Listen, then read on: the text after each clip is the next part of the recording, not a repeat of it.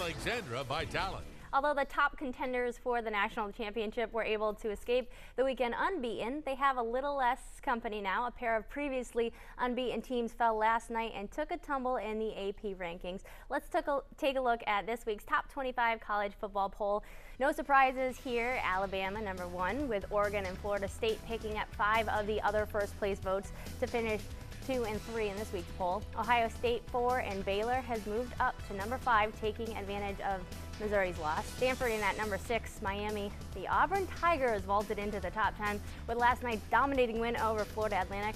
Dave Plato was at the game and has more. The Tigers taking care of business against Florida Atlantic, not a real shock. 45-10, score everybody pretty much expected.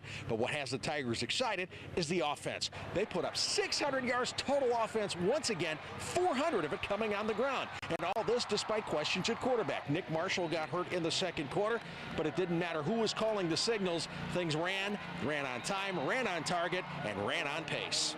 Yeah, boy, that's good. Anytime you can spread the ball around, our offensive line came out and played well again. Running backs did a good job, and anytime you can run the football, usually good things happen. We got tremendous running backs, all 3 of them. They are ready for the NFL, if you ask me, and they pretty much opened up the passing game. Each week we keep getting better. Each day at practice we get better at practice. Every day we go into practice, he pushes even harder after a big win, a little, what we call it. We're going to go in the same way we started, keep fighting for it. We just bought in. We're buying into everything, the coaching staff and, Coach Russell, and we're buying into everything that they're instilling in us. And Coach Malzahn, he preaches getting better each practice, each game, and each week, just going up, getting better, improving ourselves. And I think that because we're working on that and focusing on that, that's what's kind of brought us together as a team. The Tigers feeling confident, feeling good, and getting ready for next week. That's when they travel to Fayetteville to take on Arkansas as they get back into the SEC. Alex? All right, thanks, Dave. Now let's pick up the rest of the 25. LSU followed by Johnny Manziel and Texas A&M. South Carolina, thanks to that overtime win in Columbia, the biggest mover this week from 20 to 14.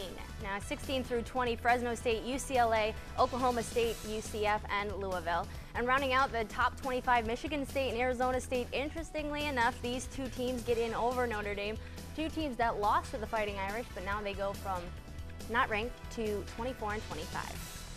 All right, let's face it, this top-ranked Crimson Tide football team has their act together. Witness statistics by halftime, over 250 yards gained for the 4th week straight. Dating back 2 weeks, Alabama had 104 unanswered points, and dating back 5.5 games, they had outgained opponents by over 1,500 yards.